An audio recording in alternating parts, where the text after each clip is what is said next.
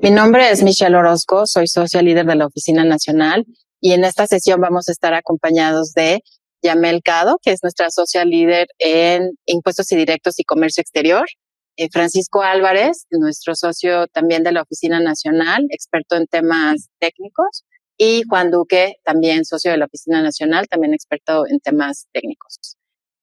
Sin más, bueno, pues la agenda del día de hoy, sí tenemos varios temas, por eso tenemos nuestros invitados. Vamos a estar, y que son de bastante interés para este año y todo lo que está ocurriendo y lo que puede tener impacto en los estados financieros de 2025. Entonces, en primera instancia, vamos a estar cubriendo, pues, cuáles son las nuevas normas o modificaciones que existen tanto bajo NIF o IFRS, que incluye también pues los temas que son decisiones de agenda que tienen impacto sobre las IFRS. Un tema muy relevante es el tema de las tarifas. Yamel nos va a estar explicando el contexto de los aranceles, cómo pueden estar impactando y ya luego tocaremos cómo se podrían dar los efectos contables. Otro tema también súper relevante es todos los temas que tienen que ver con ESG y cómo estos pueden impactar o la conectividad que se puede tener en los estados financieros. Entonces, una agenda bastante amplia, esperemos que podamos cubrir las expectativas y empezamos con el primer tema. Paco, con respecto a las mejoras y modificaciones de las NIF de 2025, ¿nos puedes introducir al tema y pues contar sobre los principales aspectos, sobre todo los cambios en marco conceptual? Claro que sí, Mich. Juan, Yamel, bienvenidos. Gracias. Pues bueno, para este año 2025, consideramos que son dos los principales cambios. El primero de ellos, como ustedes recordarán, a finales del año 2023, el CINIF hizo un proyecto de revelaciones revisadas con el objeto de disminuir las revelaciones en los estados financieros. En este sentido, el proyecto y la versión actual que ya está incorporada tanto en el marco conceptual como en cada una de las normas, estableció dos aspectos. El primero de ellos es identificar qué tipo de entidad corresponde. Esto es una entidad de interés público o es una entidad de no interés público. Con base en este análisis, y aquí algo importante, dicho análisis lo tiene que hacer la administración de cada compañía. Una vez hecho este análisis, entonces existe una serie de beneficios a nivel de revelaciones que se tienen que hacer dentro de los estados financieros. Recordando un poco que es una entidad de interés público, principalmente son aquellas entidades que tienen instrumentos ya sea de deuda o de capital o en un proceso de lanzar ese tipo de instrumentos en mercado público. Esa es una entidad de interés público. Otro tipo de compañía de interés público corresponde a aquellas que manejan muchos recursos del público en general, como puede ser un banco, una aseguradora, una casa de bolsa, un fondo de ahorro, etcétera, ¿no? Ese tipo de entidades también se consideran de interés público. Y por último, hay una característica especial que se refiere a entidades que pueden tener un riesgo sistémico, ya sea nacional o local, dentro de donde operen, ¿no? ¿Qué significa esto? Que puede ser una entidad que no caiga en los dos supuestos anteriores, pero con el simple hecho de que pueda tener una afectación en el lugar donde opera, y haciendo un ejemplo, una compañía que opere una serie de hospitales alrededor de la República Mexicana, imagínense si esta compañía dejara de operar, el impacto que tendría a nivel de la operatividad, a nivel del sistema de salud y obviamente el lugar donde esté operando, ¿no?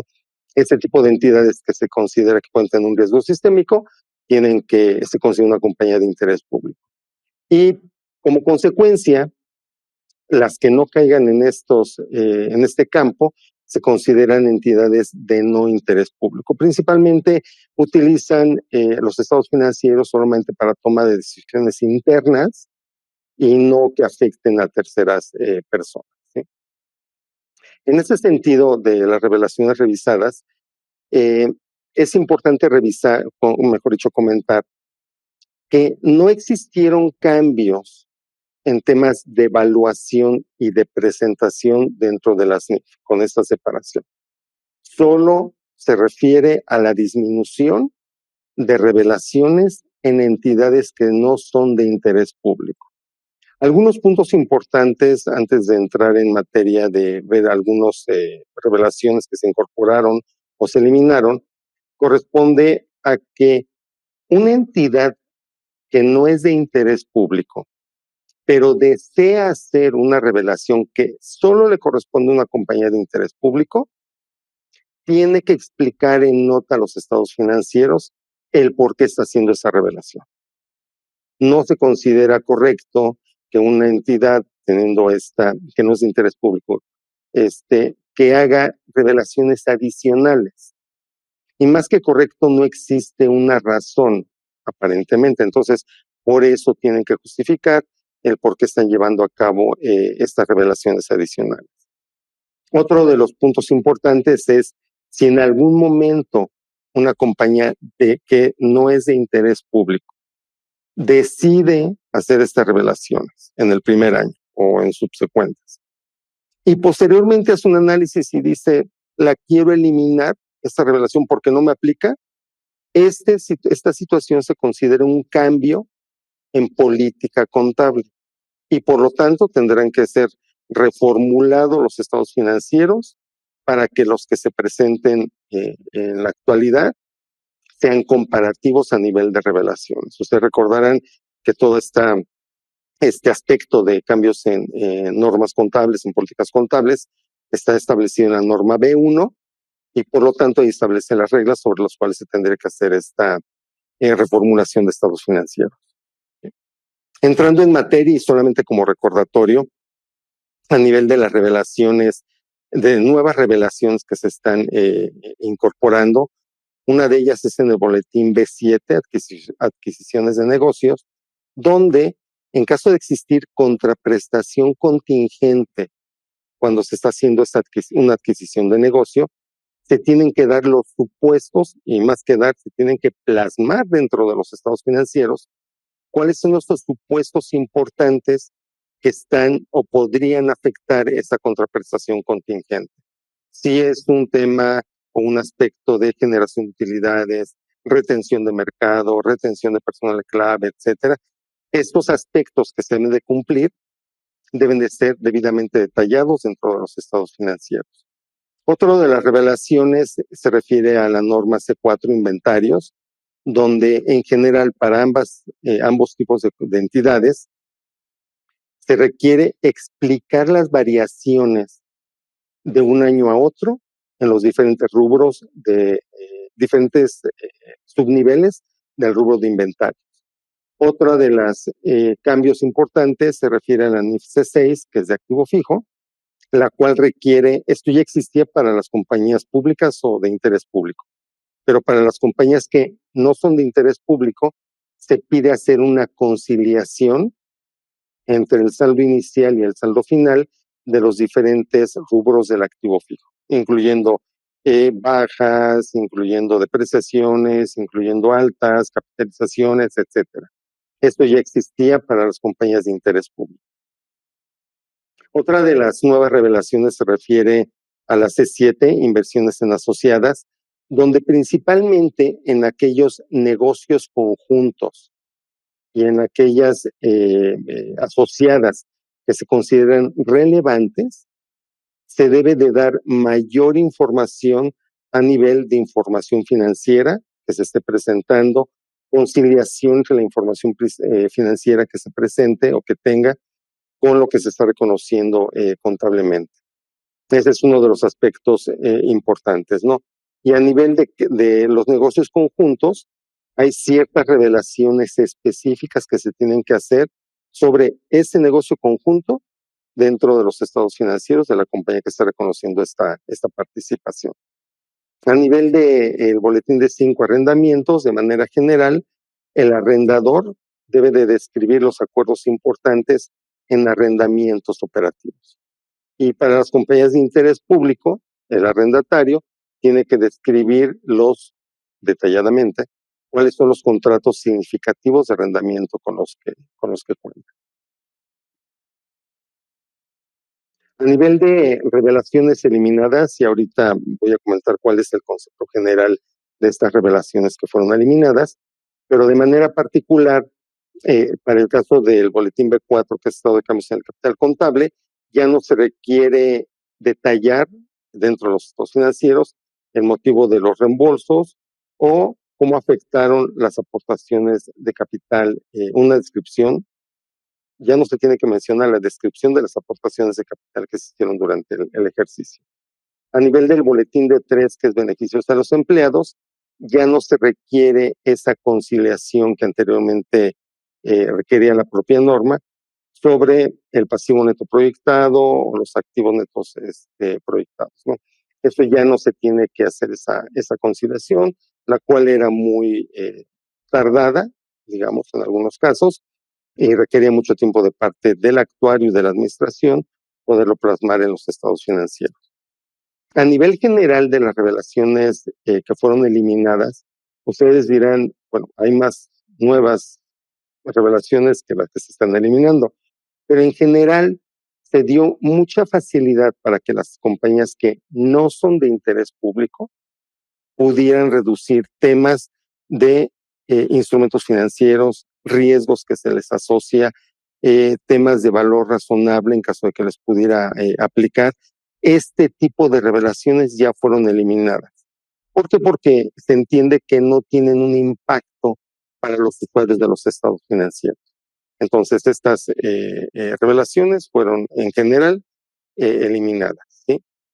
Paco, o como resumen, tal vez, y en consideración todo lo que nos mencionas, la recomendación para adoptar estas modificaciones es para las empresas, pues, verificar si son entidades de interés público o no público, y de ahí entonces empezar a revisar cuáles son las nuevas revelaciones, pero sobre todo también las que mencionabas al final, cuáles revelaciones ya no son necesarias de ser incluidas para entonces determinar ya lo que va a ser su estado financiero de este año en cuanto a revelaciones, dependiendo del tipo de entidad. Y aquí es bien importante porque, como dices, si hay una revelación que ya no aplica en una entidad de interés público o no público, dependiendo, y la quieren seguir revelando, tendrán que explicar el motivo por el cual lo tienen que seguir haciendo, ¿no? Exacto, Michi. Y ese es el punto para mí relevante de estas revelaciones revisadas. No pueden hacer las administraciones los estados financieros y sus notas como lo venían haciendo. Tiene que haber una reflexión en realidad de qué revelaciones son las que en realidad le están aplicando, ¿sí? Porque si lo vienen haciendo como hasta ahorita, va a haber muchas revelaciones que ya estarían incluidas y que tendrían que dar una explicación una por una porque es relevante. Esto me parece la parte principal, así es. De acuerdo, y entonces una recomendación es tal vez empezar a hacer un borrador de las notas, empezando a identificar cuáles pudieran ser los cambios para ya empezar tal vez a incorporar aquellas cosas que pueden necesitarse o quitar las que ya no se necesitan para generar los procesos de identificación de la nueva información, sobre todo. Exactamente. Pero bueno, creo que estamos a tiempo para empezar con este trabajo y estar listos para la presentación el siguiente año de estos estados. Y precisamente, perdón, Michi, el CINIF consideró pertinente precisamente dar un año de asimilación de estas normas para que las compañías pudieran tener todo ese tiempo de hacer el análisis de qué debe o no debe de ir, ¿no? Y ahora sí que como comercial dentro de la SNIF viene muy claro qué le aplica a las compañías de interés público y qué le aplica a las compañías de no interés público. Desde mi punto de vista no habría confusión alguna para poder implementar las revelaciones que le corresponden a cada entidad. Pero eso sería aplicable a partir de 25. Exacto. O sea, ya para los estados financieros del 25 tienen que salir así los estados financieros. Y comparativos, ¿no? También eso es importante. Sí, así es, exactamente, comparativo, exactamente. Perfecto, pues muchas gracias. Ahora pasemos al otro tema también relevante que tiene que ver con las otras, las otras mejoras o modificaciones que se hicieron a las NIF de 2025. Entonces, si nos quieres también comentar sobre ellas. Sí, gracias. Como les comentaba en un principio, para mí son dos grandes temas y ahorita voy a comentar por qué me parece muy relevante. El anterior, la revisión de las revelaciones en general, ¿sí? En este caso, como cada año, el CINIF hace un programa de revisión de mejoras a las NIF e implementa aquellas que considera son necesarias, tomando como base las modificaciones que se hacen a nivel internacional o aspectos locales que pudieran estar surgiendo, ¿no? Dentro de los temas que se están incorporando como mejoras, corresponde a unas revelaciones, por ejemplo, revelaciones cuando se tienen acuerdos de financiamiento para pago con proveedores. No es otra cosa más que el tener ciertos deudas que se contratan con bancos y que, bueno, se pueden considerar pasivo o no. Se requiere un análisis en particular. También se requiere, se establecen requisitos para la baja de pasivos cuando es a través de una transferencia electrónica o pagos a través de este medio, revelaciones de políticas contables importantes y pues bueno, estas son las revelaciones en general, ¿no? Pero para mí lo que tiene relevancia y que creo vale la pena destacar mucho, y seguramente más tarde lo estaremos revisando con Michelle, se refiere a la incorporación de dos riesgos dentro de los estados financieros. El primero de ellos es el riesgo operacional, que significa que en los estados financieros las entidades deben de incorporar qué riesgo tienen en su operación. Si tienen un riesgo de mercado, un riesgo de competencia, un riesgo de proveeduría a través de, obviamente, proveedores. Este tipo de riesgo los tienen que incorporar en los estados financieros. Y el otro es el riesgo relacionado con temas de sostenibilidad. En caso de que ahorita ya se tenga vislumbrado un riesgo relacionado con temas de sostenibilidad, las entidades deben de revelar este riesgo, ¿no? Detallando específicamente a qué corresponde. Y esto en realidad se concatena con la obligatoriedad que tienen las compañías de hacer revelaciones requeridas en la NIS 1 y en la NIS 2 emitidas para este año 2025.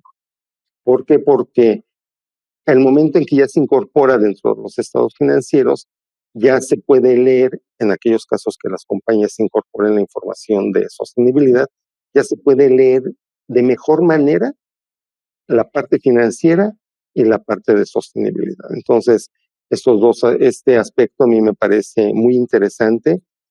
Sabemos que va a ser un reto para las compañías, pero sin lugar a duda es algo que en términos generales conviene a la economía y a las personas el conocer ese tipo de riesgos. Sí, y bueno, todo lo que nos acabas de comentar en estos como dos grandes bloques, Paco, pues es importante considerar, ya lo mencionábamos, es para los estados financieros al 31 de diciembre de 2025, ya van a impactar en cuanto a revelaciones o en cuanto a algunos ajustes que se tengan que incorporar por la adopción de algunos cambios. Y esta nueva norma que nos vas a comentar, que es la NIF A2, tiene vigencia a partir de 2026, pero es muy relevante pues contar sobre ella. Y bueno, pues te cedo la palabra para que nos platiques un poco sobre la misma y por qué la mencionamos ahorita, aunque pues no es requerida adoptarse de manera inmediata. Sí, perfecto. Como bien comentaba Michelle, los dos cambios anteriores son aplicables para el año 25, ya están vigentes. Ahorita vamos a hablar de la NIF A2, incertidumbre sobre negocio en marcha. Esta norma salió publicada para este año 2025, pero es aplicable de manera obligatoria para el año 2026. Desde mi punto de vista, esta es voy a ponerle gran norma que nos viene a ayudar a analizar efectivamente aquellas situaciones donde las compañías tienen algún tema o duda sobre su continuidad como negocio en marcha. Nos hace reflexionar si lo que estamos haciendo como administraciones es lo adecuado o no, y por eso consideramos pertinente mencionarla, ¿no? De manera general, esta norma A2 establece 4 grandes rubros o conceptos en los cuales las entidades pueden estar. El primero de ellos es cuando es un negocio en marcha.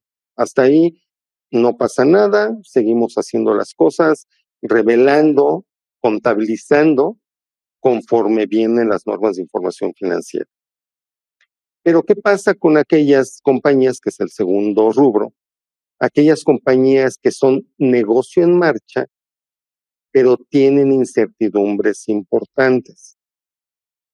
En este caso, cuando tienen incertidumbres importantes, se les requiere hacer revelaciones adicionales, principalmente relacionadas con cuáles son esas incertidumbres y, lo más importante, qué están haciendo las administraciones para poder mitigar esas incertidumbres. Y el por qué llegan a la conclusión de que, a pesar de que existen esas incertidumbres importantes, siguen siendo negocio en marcha. Y hasta aquí es un tema de revelación solamente. El tercer gran aspecto es aquellas empresas que están en un tema de una reorganización legal. En este aspecto es cuando ya una compañía llegó a la conclusión de que tiene mucha complejidad poderla considerar como negocio en marcha, porque tiene que entrar una reestructura, ¿sí? Esto es la ley de concurso mercantil aquí en México. Cuando ya está una entidad aplicando las disposiciones de dicha ley, entonces aquí ya se requiere todavía más, ¿sí?, hacer ciertas revelaciones sobre el proceso que está siguiendo y el posible impacto que podría tener con motivo de este proceso legal que está siguiendo. Recordemos que en este caso ya entra un administrador, una persona que está negociando con acreedores, que está negociando con deudores, y ver de qué manera se puede llevar a cabo esta reorganización legal para que la compañía continúe a flote. Hasta aquí la contabilización sigue siendo como negocio en marcha, aplicando las NIF correspondientes. El último rubro, o el último aspecto o tipo de compañía que pudiera tener problemas de negocio en marcha, es cuando ya están en liquidación. En este aspecto en particular, hay diferentes cambios. El primero de ellos es: no se requieren presentar 4 estados financieros. Solamente se van a presentar 2 estados financieros, que sería más o menos un balance general y un estado de resultados. Pero el estado de resultados estaría siendo incorporado con los movimientos que hay en el capital contable. Estos serían solamente los 2 estados financieros que se deberían de estar presentando. A nivel de la contabilización se tiene que tomar como base o como principio fundamental que todos los activos y todos los pasivos deben de estar a un valor neto de liquidación. Esto es, cuánto voy a poder recibir de un activo, de una cuenta por cobrar, cuál es mi mejor estimado de que voy a pagar a mis acreedores. Ese debe de ser el valor neto de liquidación, debidamente fundamentado en documentación soporte, ¿sí? Aquí algo importante, y que es algo que está establecido dentro de la propia NIF, es que una entidad que está en un proceso de liquidación puede reconocer activos que no tenía reconocido o reevaluar activos que estuvieran considerados a un costo histórico y que, con motivo del valor neto de liquidación, se pudiera haber incrementado su valor. Asimismo, debería de estar reconociendo pasivos que no tuviera reconocidos previamente, ¿no? ¿Cuál es la teoría o la lógica de este reconocimiento?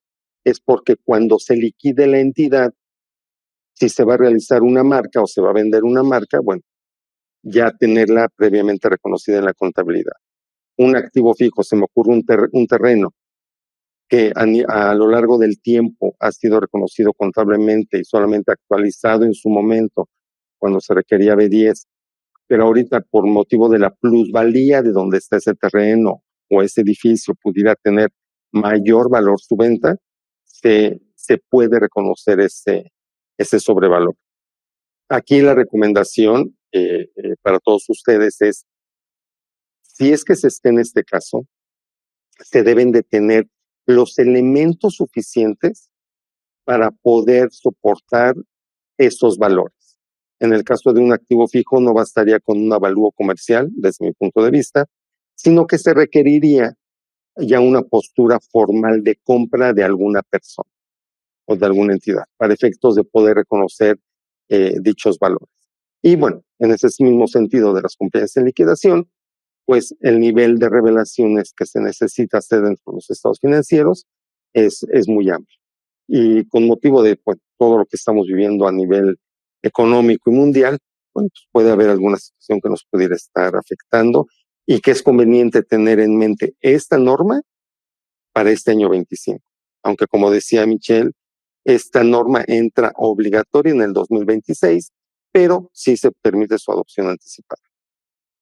Perfecto, Paco, pues muy útil y muchas gracias. Terminamos este primer gran bloque donde estamos explicando de manera general cuáles son los impactos significativos para la preparación de estados financieros bajo NIF en el 2025.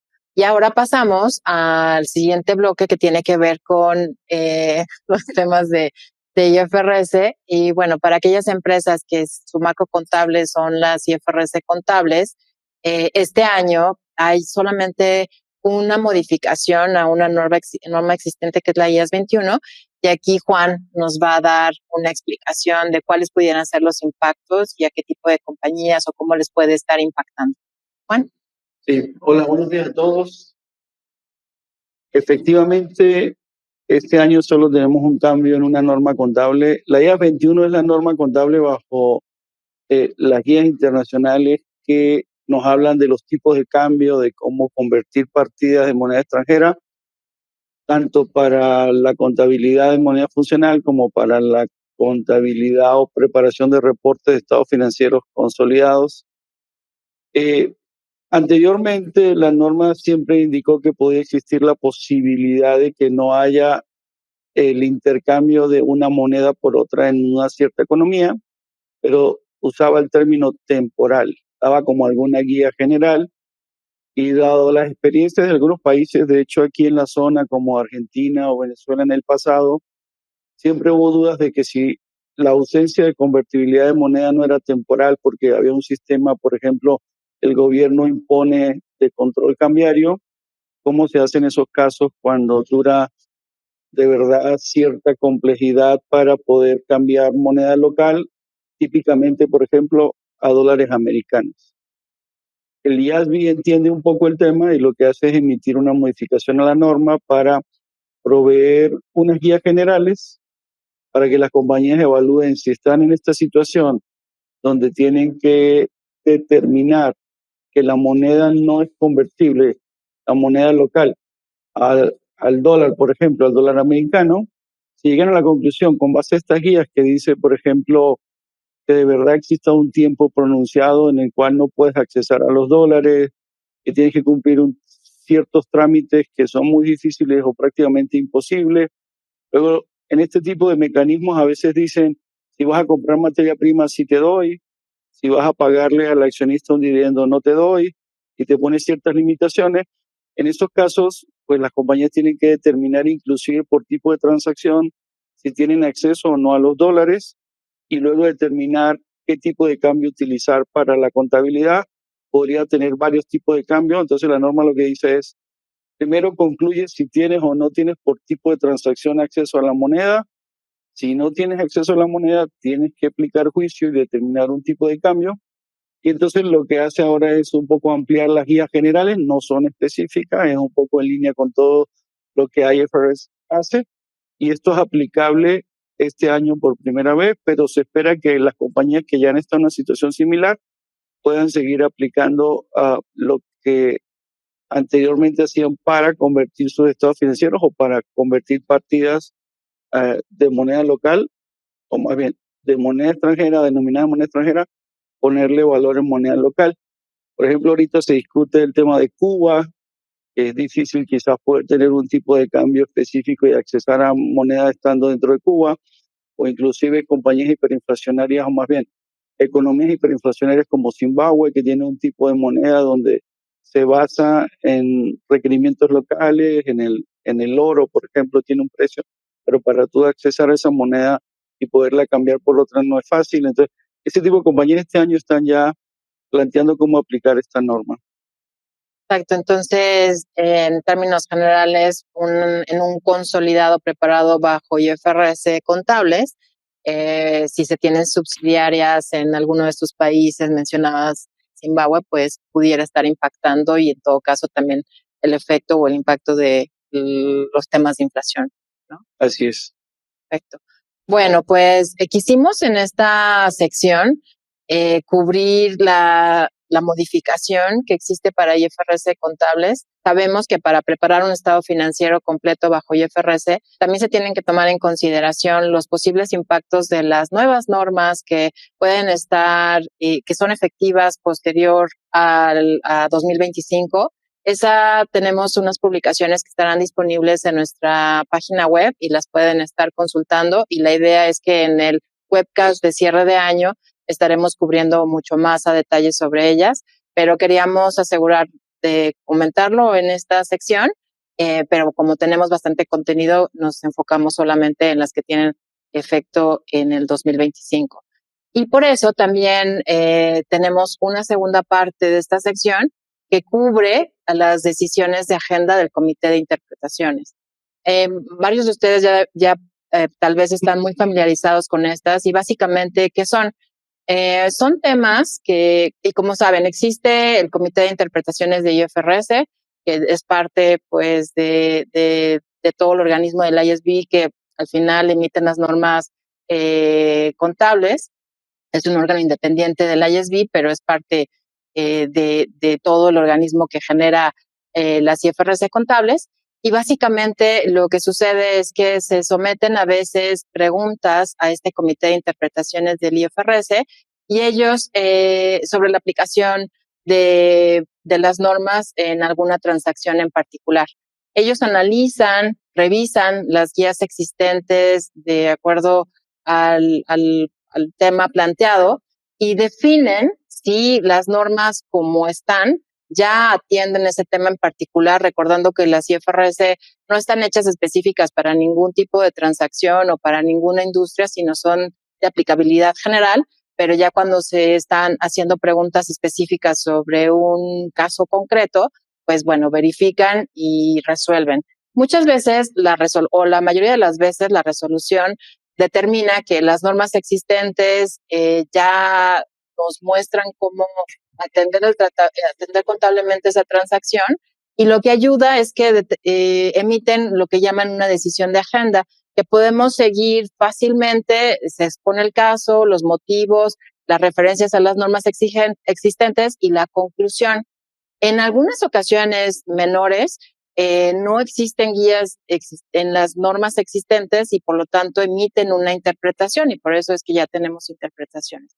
En ese sentido, lo que queremos compartirles es todas aquellas decisiones de agenda que se han discutido en el año pasado y este año a la fecha que pudieran o no tener impacto dependiendo de cada una de las transacciones de sus compañías, pero que es importante tenerlas en el radar para que si alguna de estas pudiera tener un impacto, les recomendamos pues irnos directamente a las guías. En las láminas que estamos compartiendo viene un link directo hacia la página en donde pueden entrar y justo todos los detalles de cada una de estas transacciones y cómo es que deben de considerarse en los estados financieros. Por último, y de manera muy general, no existe una fecha efectiva o de aplicación porque pues el principio como tal es que ya son análisis que provienen de normas existentes. Lo único que en su momento el Comité de Interpretaciones comentó es que se le tiene que dar un tiempo razonable para su adopción. Entonces es importante tomarlas en consideración. En esta lámina les mostramos, como dije, aquellas que han salido el año pasado y este año que pudieran ser relevantes para su análisis. No vamos a tocar en detalle cada una de ellas, pero tal vez pues por los temas que hemos visto en la práctica nos enfocaremos en tres. La primera, por ejemplo, que se discutió el 29 de abril del 2024, tiene que ver con aquellos compromisos que las empresas están haciendo con respecto a la reducción de sus gases de efecto invernadero. La pregunta que se le hacía al comité de interpretaciones es, oye, si yo ya como compañía me estoy comprometiendo en un futuro a hacer esta reducción, necesito reconocer el día de hoy un pasivo por ese compromiso que tengo, representa una obligación asumida o constructiva y por lo tanto debo de reconocerla. ¿Cómo debería de reconocerla? ¿Cuál es cómo estimo ese valor? Y por último, si lo debo reconocer como un gasto o como un activo. Entonces, ese documento nos indica que, bueno, básicamente esto ya viene contemplado en mayor medida en la IAS 37.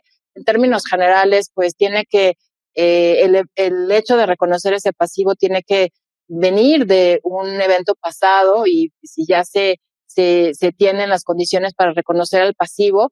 Y bueno, recomiendo su lectura. Viene un caso concreto, bueno, y da motivos del por qué sí o no se debe de reconocer dicho pasivo, en el entendido que tampoco es permitido reconocer gastos por costos futuros, ¿no? Entonces, ese es uno de los temas que se discutió. Otro de los temas, Juan, tal vez el que hemos visto también en la práctica, que tiene que ver con IFRS 8, que quisieras recordar aquí a nuestra audiencia. Sí, Michelle, efectivamente el IFRS 8 o la revelación de ingresos y gastos por segmentos reportables fue una decisión de agenda que se emitió en 2024. Esta decisión de agenda, como decía Michelle, no modifica como tal una norma. Lo que hace es que clarifica un poco dudas que le plantean al IASB en la aplicación de la norma de información por segmentos, y definitivamente lo que el IASB ha planteado en esas guías adicionales ha hecho repensar un poco la nota de segmentos, porque en particular esta discusión la tuvimos con varios clientes el año pasado y seguro ustedes también han tenido esto con su estado financiero cuando les aplica la nota de segmentos. Hay un párrafo en particular, el párrafo 23 del IFRS 8, que trae una lista de ingresos y gastos por segmento reportable que se debe poner en la nota de los estados financieros, pero hay gastos como gasto por intereses, depreciación, gasto del impuesto sobre la renta, que muchas veces se entendía que quizás no aplicaba, no se pone por segmento. Aquí lo que se clarifica es que esa lista se tiene que considerar para revelar la nota de segmentos porque es parte de la medida de desempeño que una compañía determina, típicamente utilidad de operación, el EBITDA, algunas compañías lo utilizan como medida de desempeño del segmento, o la utilidad bruta, depende de la industria, depende de las compañías, pero esto forma parte de ese cálculo. Entonces, independientemente de que el tomador de decisiones de un negocio evalúe en detalle o le entreguen en detalle esta información, ya por ser parte de la medida de desempeño se debe considerar y revelar de acuerdo a la lista que viene en ese párrafo.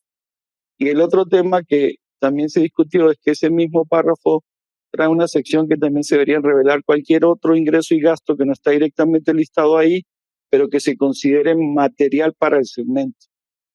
Esto también fue la pregunta que se hizo y el concepto de materialidad se alineó con el concepto general para la preparación de estados financieros, tomando en cuenta los criterios del IAS 1, tomando en cuenta los criterios de cómo se evalúa si algo es o no material para los estados financieros. Y lo que ha salido de esto es que de verdad sí hay notas de segmentos que se han un poco mejorado para alinear con esto y se han modificado. Sí, y aquí otra de las decisiones, de agenda que se publicaron, que también sería bueno compartir con la audiencia, Juan, hablábamos sobre la de garantías emitidas sobre obligaciones de otras entidades. Correcto. Aquí un poco la pregunta es porque quizás si ustedes ven ahí como está en referencia, hay varias normas asociadas. Y entonces siempre hay dudas de cuántos tipos de garantía una compañía puede emitir. Quizás la más típica es cuando vas y pides un préstamo a un banco y la compañía matriz va con su subsidiaria, el préstamo lo pide la subsidiaria y la compañía matriz garantiza o avala ese crédito a través de una garantía. Siempre la duda ha sido que como el préstamo lo pidió la subsidiaria, yo el hecho de emitir la garantía no tengo que hacer nada en la contabilidad. Lo que hace esta decisión de agenda es recordarnos que debes evaluar si esa garantía para efectos contables es una garantía financiera, porque esa sí está definida en la IFRS 9 de instrumentos financieros y te dice, si tú tienes una garantía financiera, que significa que si hay un impago de la subsidiaria, la casa matriz tiene que pagar, pues estás haciendo un poco el rol de un banco donde vas y le pagas al banco para que emita un aval y el banco te paga por eso porque asume un riesgo. Esto es similar, pero lo estás haciendo como compañía matriz. Entonces, lo que hace esta decisión de agenda es decirnos, primero evalúa si esa es la contable en el IFRS 9. Hay una obligación que estamos asumiendo en caso de impago, entonces tenemos que hacer un tratamiento contable que nos podría llevar a la creación de una provisión adicional y a considerar un valor por esa garantía emitida que tendríamos que reconocer en el tiempo. Luego, si la conclusión es que no es una garantía de ese tipo, la siguiente sí es como una garantía que puede ser similar a un contrato de seguro. Desde que salió el IFRS 17 de contratos de seguro, que no necesariamente le aplica solamente a compañías aseguradoras.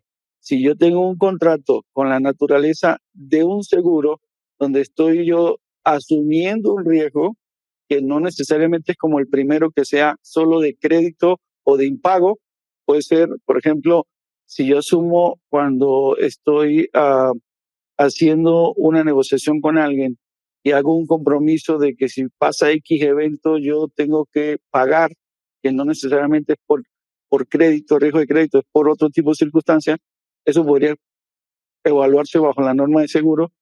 Si no es riesgo de crédito, si no es seguro, inclusive tengo que evaluar, por ejemplo, si la contraparte es un cliente. Si a mi cliente le estoy dando la garantía sobre el servicio que le estoy prestando o sobre un bien que le estoy vendiendo, quizá la norma de ingreso la tengo que aplicar. O inclusive si ya no identifico que pase por esas, puedo todavía tener que aplicar el IAS 37 que nos habla de provisiones y contingencias. Entonces esto lo que nos trae es como el recordatorio de, ojo, si firmamos garantías, no es que no implica nada en la contabilidad. El que firma la garantía tiene que evaluar básicamente si hay una obligación que reconocer. Sí, esta decisión es muy útil para llevarnos, como bien decías, en este árbol de decisiones. Bueno, pues como comentaba, aquí tenemos algunas de las decisiones de agenda que se han tomado y que pues les recomendamos consultar. Cerramos este segundo bloque de IFRS contables y pasamos a uno de los grandes temas de actualidad. Todos los días tal vez tenemos nuevas noticias y tenemos pues como invitada a nuestra social líder de comercio exterior y de impuestos indirectos, Yamel Cado, que nos va a contar un poco primero el contexto en el que estamos viviendo, los aranceles, cómo están impactando. Y así te he dado la palabra, Yamel. Muchas gracias. Muchas gracias, Michi. Muy buenos días a todos. Un honor para mí estar el día de hoy con ustedes. Y me gustaría empezar en comentarles un poquito cómo está estructurado todo este tema de las tarifas de Trump, que es uno de los hot topics últimamente y que, como bien menciona Michelle, se han ido actualizando cada semana prácticamente. Y bueno, todo comenzó, recordarán, cuando Trump toma posesión de la administración en Estados Unidos, con hablar de un tema que era fundamental, sobre todo en contra de México y Canadá, que era el fentanilo y la inmigración. Por lo que con ese tema decide lanzar una orden ejecutiva en la que decide imponer un arancel del 25% a los productos que provenieran de Estados Unidos, de México, de Canadá hacia Estados Unidos, dado que el tema del fentanilo y la inmigración ocasionaban un daño a la seguridad nacional. Y por eso se le conoce como la famosa IEPA. También incluyó ahí posteriormente a lo que es China y actualmente esta orden ejecutiva contempla a los 3 países. Hoy por hoy, en el caso de México, está en vigor ya esta orden ejecutiva, y a quienes afecta principalmente es aquellos productos que no califican bajo el Tratado de Libre Comercio con Estados Unidos y Canadá, que es el famoso TEMEC. Por ahí escuchamos al gobierno de México decir que al final del día esta orden ejecutiva no había sido dañina para México. Sin embargo, bueno, actualmente hay muchos productos que, aunque se manufacturan en México, no cumplen con los principios de origen del Tratado de Libre Comercio y hoy están sujetos a un arancel del 25%. Esto por un lado. Por otro lado, existe otra orden ejecutiva, que es la famosa sección 301, en la que esta orden ejecutiva lo que busca es establecer ciertas tarifas en productos de origen chino que se importan en Estados Unidos. Ahí hay una serie de diferentes aranceles que van desde el 25%, incluso hasta el 100% en el caso de vehículos eléctricos, en donde Estados Unidos busca de alguna manera frenar el comercio con China. Como número 3 tenemos otra orden ejecutiva, que es la de la sección 232, en donde encontramos varios temas. Una de ellas es el famoso incremento en la importación de bienes de acero y aluminio. Esta orden ejecutiva de manera específica se ha visto afectada en varios momentos. Al inicio se hablaba de un 25% de arancel en diversos productos de acero y recientemente acabamos de escuchar que no quedó en un 25%, sino que este 25% se incrementó hasta en un 50%, donde efectivamente se ven afectados productos de México, Canadá y el resto del mundo, pero además hay una condicionante muy característica, que es que a los bienes que provienen del Reino Unido sí se les mantuvo el arancel del 25%, cosa que causa un poco de curiosidad, porque se dice que, bueno, los principales socios comerciales de Estados Unidos son México y Canadá, y sin embargo se le está dando un trato preferente a los bienes del Reino Unido. En el caso de Rusia, ahí también hay unos aranceles muy elevados, que pueden llegar hasta el 200%. Dentro de esta misma sección 232, hay otra orden ejecutiva que habla de los automóviles y autopartes, que ha sido otro tema muy controversial. Aquí lo que buscó el presidente Trump fue de nuevo establecer un arancel del 25% a bienes de automotrices y de autopartes, pero que tienen condicionantes muy específicas. En el caso de automóviles, aquellas empresas que manufacturan automóviles en México que no califican bajo el Tratado de Libre Comercio con Estados Unidos y Canadá, el TEMEC, estarán sujetos a un 25% de arancel. Pero aquellos que sí califican bajo el TEMEC, hay una condicionante muy particular que nos dice que van a pagar el 25% sobre el valor de lo no estadounidense. Es decir, si el valor de un automóvil o un automóvil califica bajo TEMEC, pero está conformado por bienes de los 3 países, lo que corresponda a las materias primas de Canadá y México sí está sujeta al pago de un arancel del 25%, lo cual ya de entrada es violatorio del TEMEC.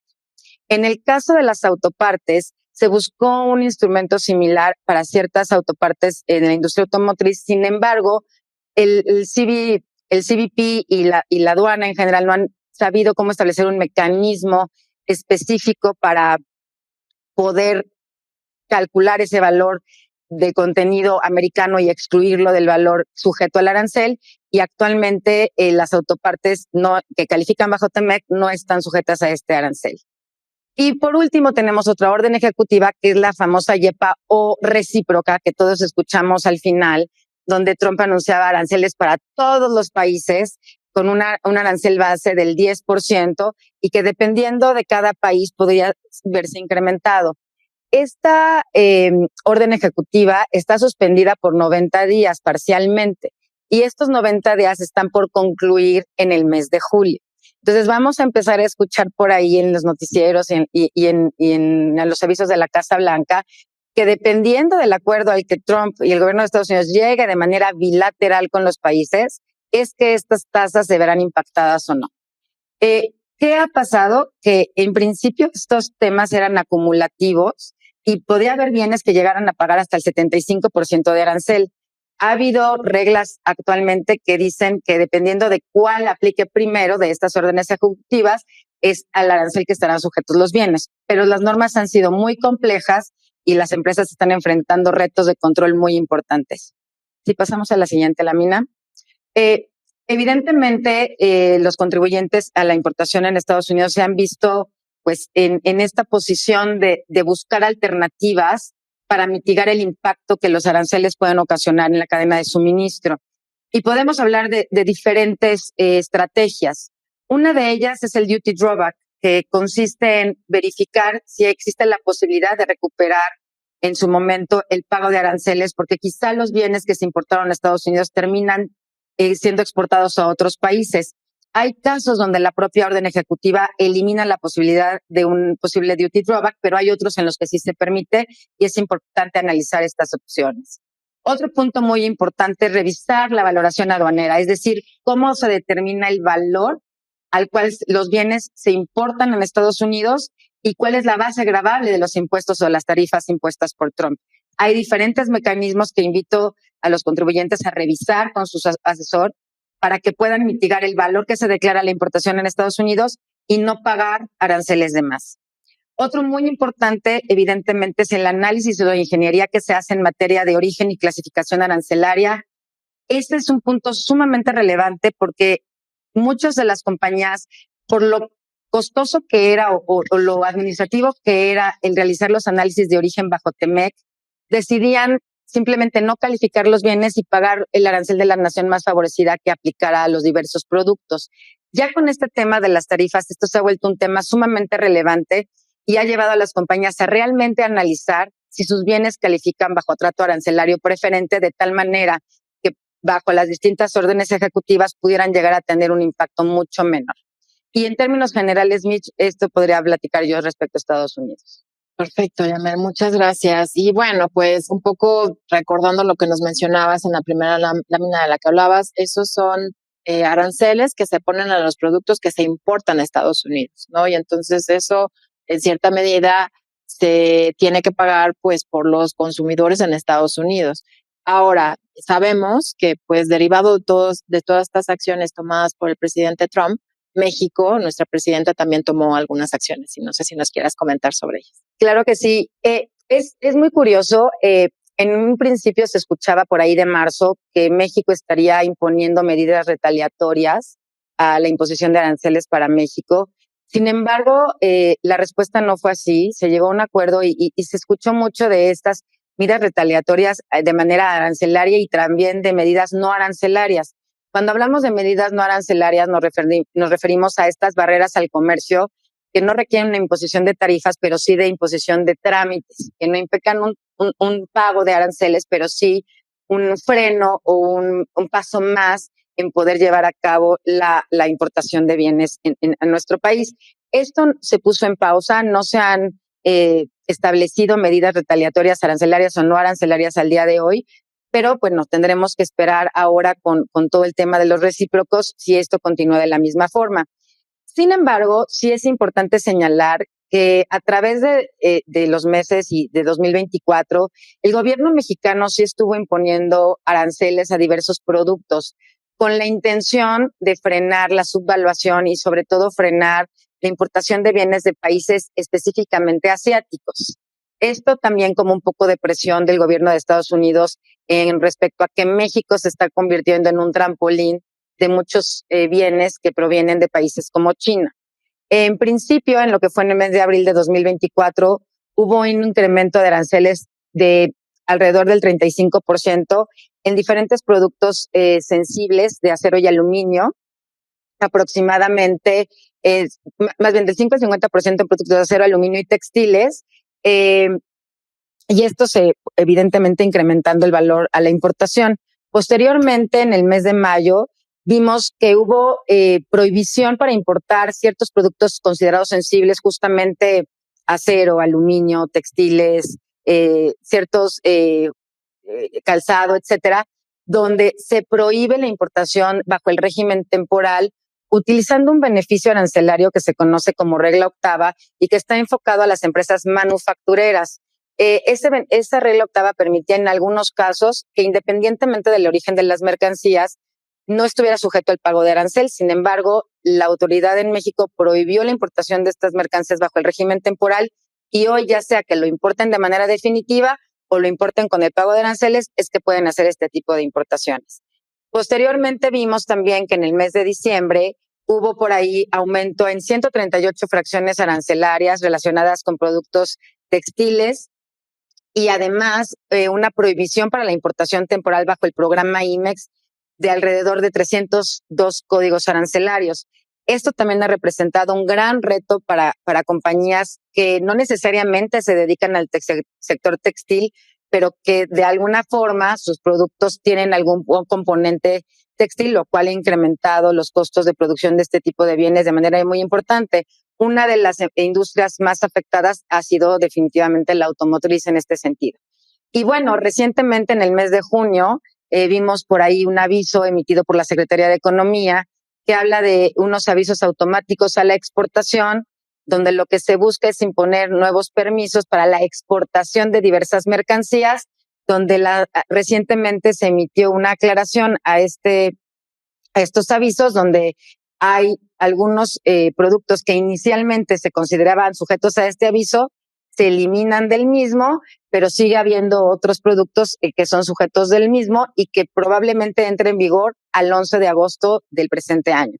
Entonces, ahí es importante que todas las compañías se mantengan muy atentas y actualizadas de los distintos cambios, ya que, como pueden ver, esto tiene un impacto muy importante en su proveeduría y en los costos de producción. Perfecto, muchas gracias, Yamel. Queríamos incluir un análisis de este contexto de cómo es, de lo que está pasando, e indicar, obviamente, en qué estamos con respecto a estos aranceles, para luego entonces empezar a aterrizar estos conceptos en cuanto a los impactos contables.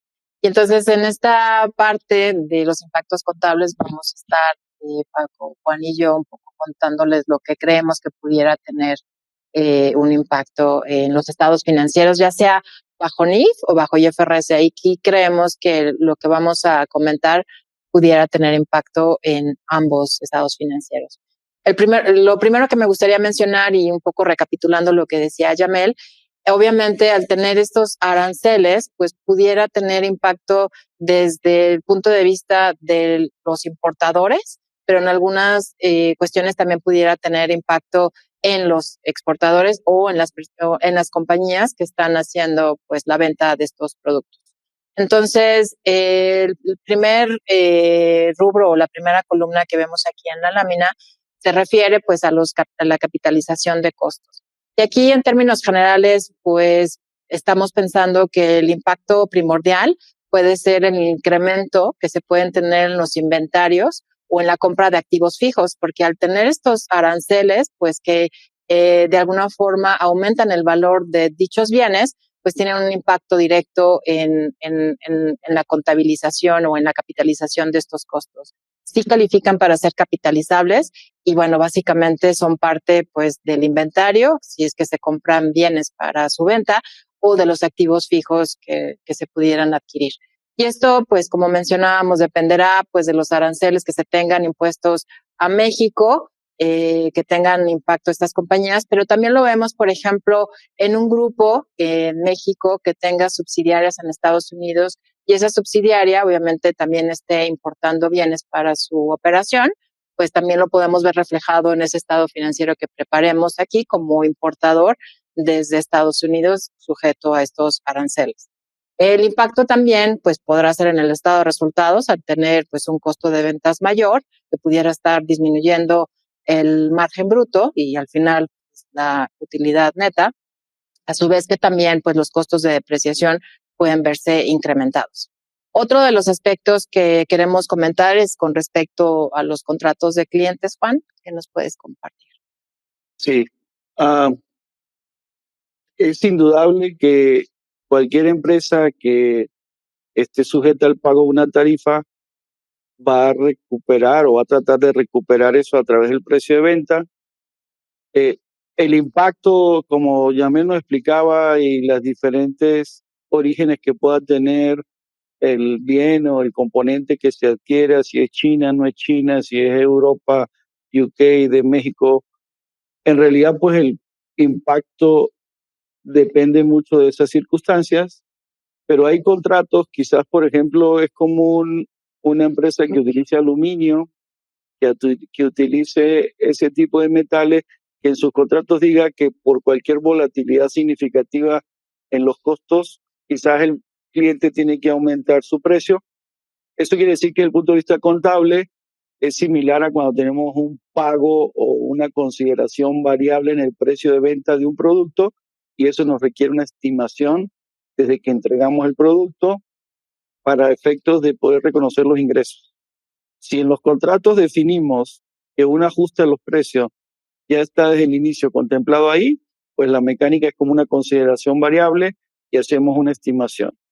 Pero es diferente si nunca consideramos en los contratos potenciales cambios significativos que queremos recuperar, y entonces tenemos que sentarnos a renegociar el contrato o a renegociar la forma de producción, la forma de distribución, los componentes, para buscar unos más baratos, con menos efecto de las tarifas.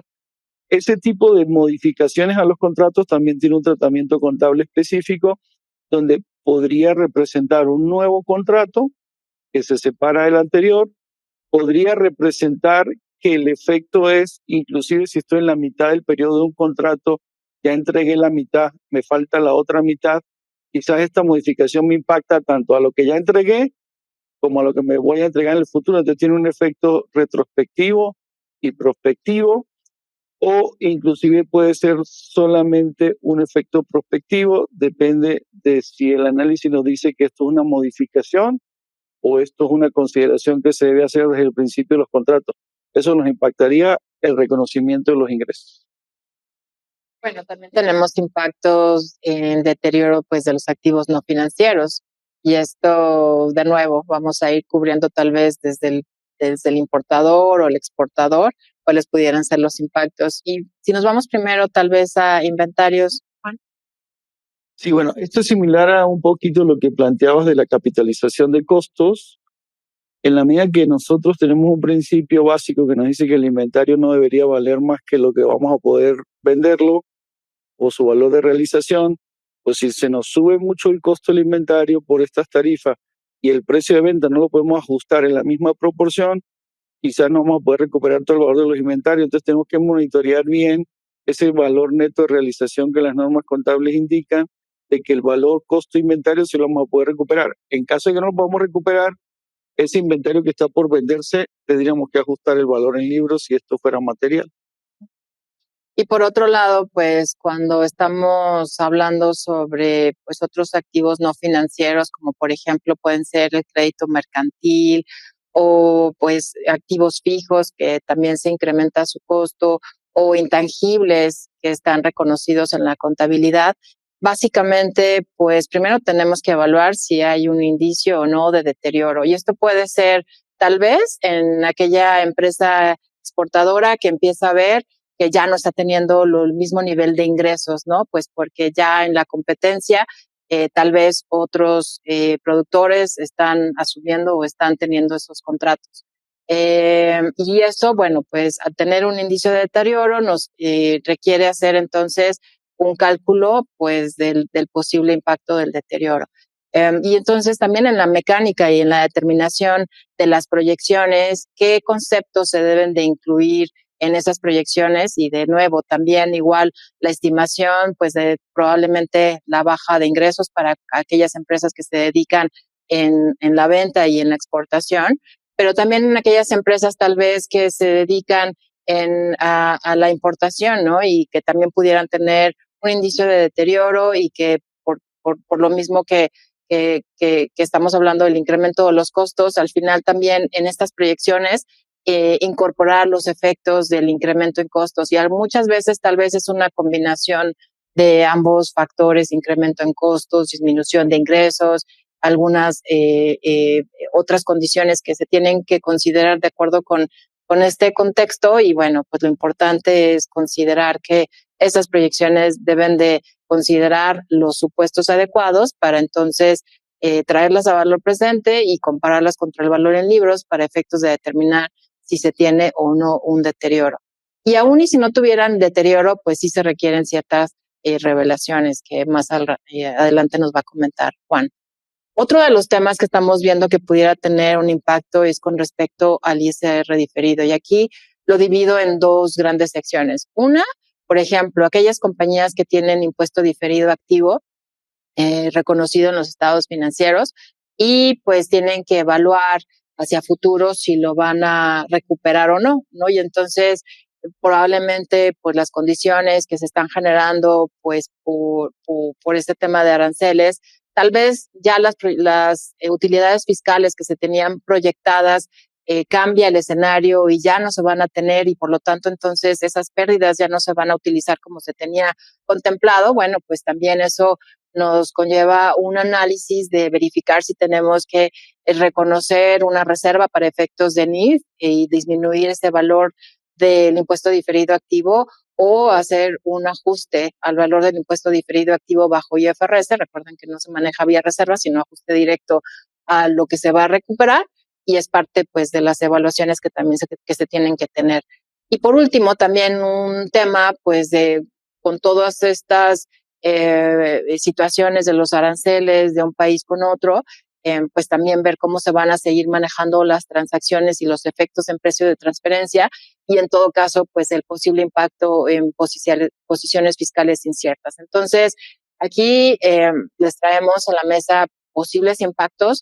Otro de los temas también muy significativos a considerar tienen que ver con las revelaciones, Juan, y los juicios y estimaciones significativas.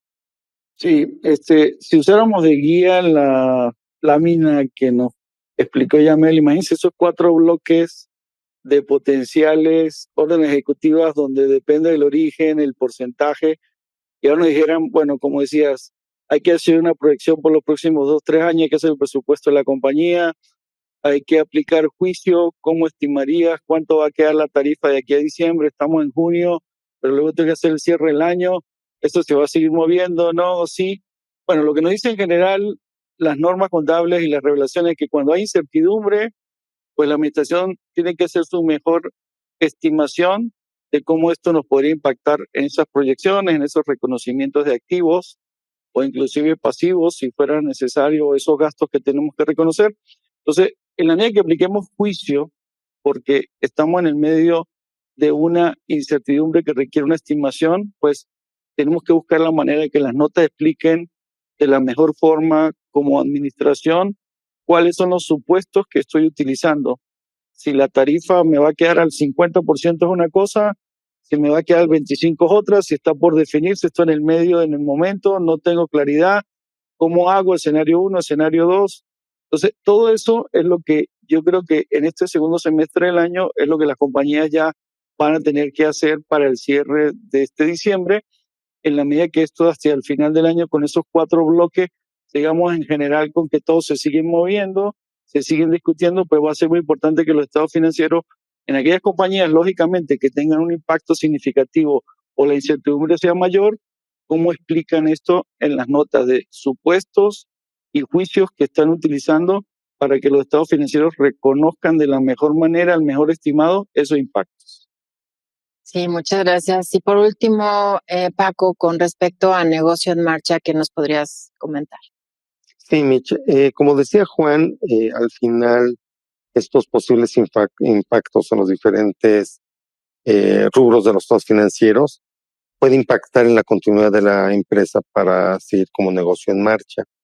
Recordemos que por regla contable, cada año las administraciones deben de hacer un análisis de la continuidad de la entidad como negocio en marcha. Deben de conjuntar todos estos factores, si es preciso hacer proyecciones, si es necesario involucrar expertos en evaluación para efectos de determinar que la compañía continúa o no continúa el negocio en marcha. Y por esto hace rato que platicábamos, hace unos instantes que platicábamos de la NIF A2, que es vigente para 2026, pues nos puede dar una mayor luz, mayor contexto de qué debemos estar evaluando. y en su caso, qué debemos estar revelando dentro de los estados financieros. Sin lugar a dudas, es un aspecto muy relevante que sí se debería de estar o se esperaría que deben de estar reflejado en los estados financieros.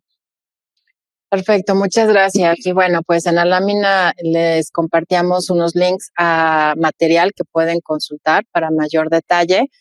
Y bueno, con esto cerramos el tercer bloque y empezamos el cuarto, que también es un tema bastante relevante con respecto pues a todo lo que tiene que ver con efectos de cambio climático, sostenibilidad. Pero lo más importante es que pues se han generado ciertas dudas de si los estados financieros tienen que reflejar o no reflejar los impactos de sostenibilidad o climáticos. Entonces, básicamente aquí les ponemos la lámina los requisitos que se tienen ya existentes tanto en las IFRS como en las NIF mexicanas para efectos de hacer una evaluación. Ahora que se estén preparando los estados financieros, que se esté preparando la información que se va a utilizar para dichos estados financieros, tomar en consideración que pues ya las normas de cierta forma contemplan el hecho que las compañías tienen que evaluar el posible impacto que se pueda tener pues de los riesgos relacionados con temas de sostenibilidad.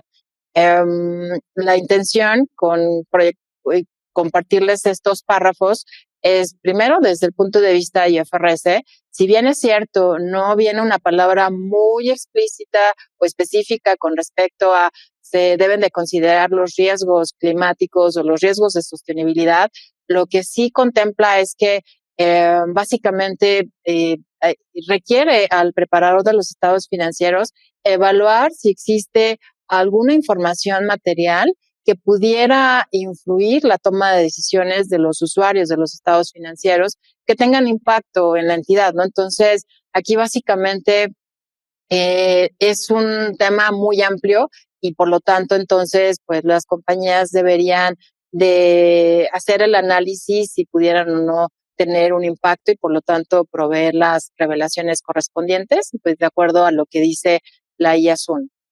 Con respecto a las NIF mexicanas, y ya nos lo mencionaba Paco al inicio de este webcast, es que ya existe a partir del 1 de enero de 2025 mención específica en las normas mexicanas en donde sí requiere que se revelen los impactos de posibles riesgos operacionales y o riesgos en materia de sostenibilidad. Y entonces aquí sí es muy específico en donde se requiere pues evaluar el posible impacto de factores pues ambiental, social y gobernanza que pueden afectar los flujos de efectivo de la entidad. Entonces, aquí solamente es traer a la mesa este requisito para la revisión y pues la emisión de los estados financieros. Sin embargo, bueno, pues tenemos un poco más de guías de cómo tomar en consideración esto. Y en la siguiente lámina tenemos algunos ejemplos de lo que pudiera tener un impacto en los estados financieros. Básicamente, pues lo que se cree y existe material que está aquí ligado también en las láminas que les vamos a compartir para que luego las puedan consultar, pero básicamente creemos que hay impactos en varias, o pudieran existir impactos en varias secciones. Aquí son solamente algunos áreas en donde creemos que pudiera focalizarse y pues aquí me gustaría pues con el apoyo de Juan y de Paco contar algunos temas muy puntuales en donde hemos visto el posible impacto. Juan, ¿algo que nos podrías compartir? Sí, aquí es interesante si la administración tiene información ya desde el punto de vista de su plan de sostenibilidad, de su transición de la huella de carbono, buscar menos emisiones, si está alineado, digamos, con los requerimientos de México y luego también global, como el Acuerdo de París, donde todos decimos que tenemos que generar menos emisiones de gases de efecto invernadero, y eso implica que si mis operaciones entonces tienen que estar modificadas de alguna manera o no.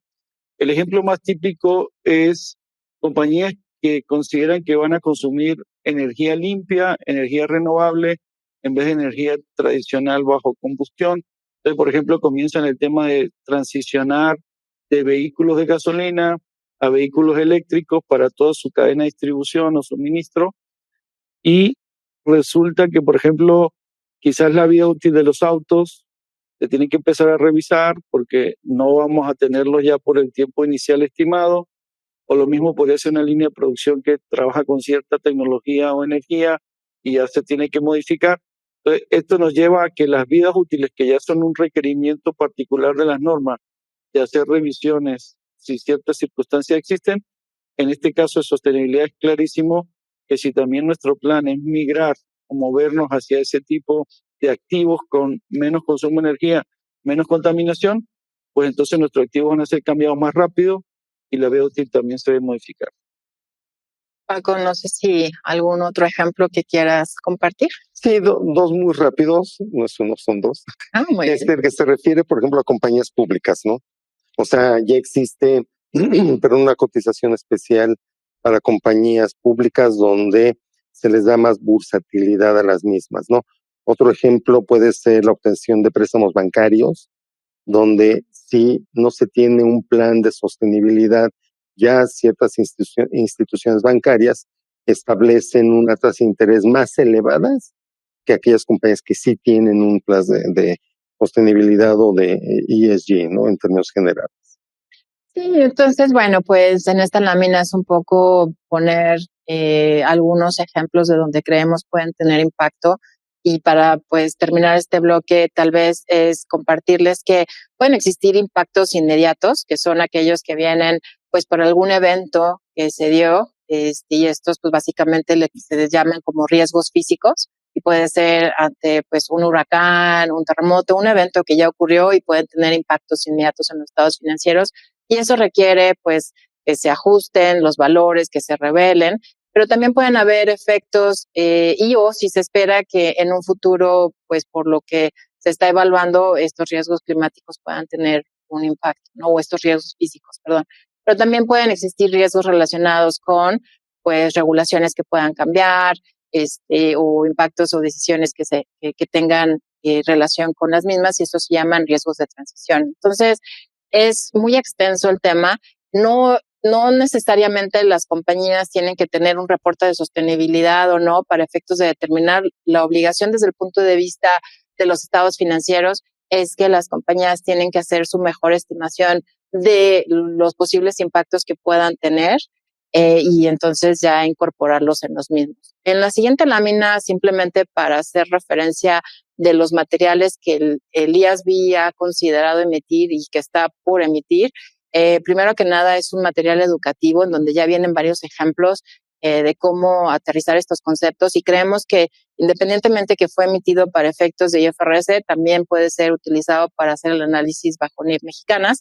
Y por otro lado, pues el proyecto que pronto se convertirá en norma y que es importante dar seguimiento, es ya este documento que pues ya está contemplando cómo incorporar las incertidumbres relacionadas con el clima y otras en los estados financieros. Entonces, pues los vamos a estar compartiendo los avances de esto y también lo pueden estar consultando en la página del IASB, pero es importante tenerlo en la mesa. Y pasamos a la última parte de esta sección. Y aquí, primero que nada, y es lo que quería hacer, pues primero la distinción. Lo que platicábamos en las láminas anteriores tiene que ver con la importancia de reconocer en los estados financieros los efectos de cambio climático o de sostenibilidad que ya viene pues requerido en las normas. No es necesario por las normas el crear o no un informe de sostenibilidad, eso viene pues tal vez impuesto de alguna otra forma o requerido de alguna otra forma más impuesto.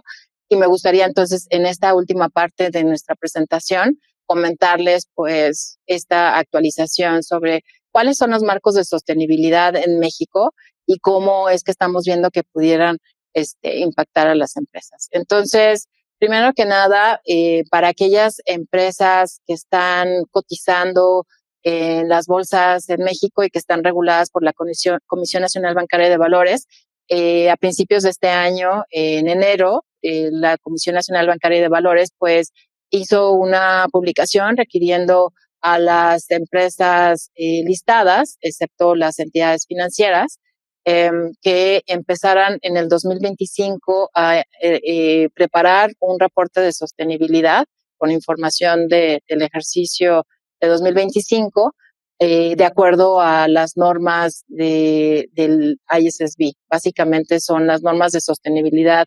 internacionales y que se requiere preparar, como decía, en un reporte por separado que se va a presentar en 2026.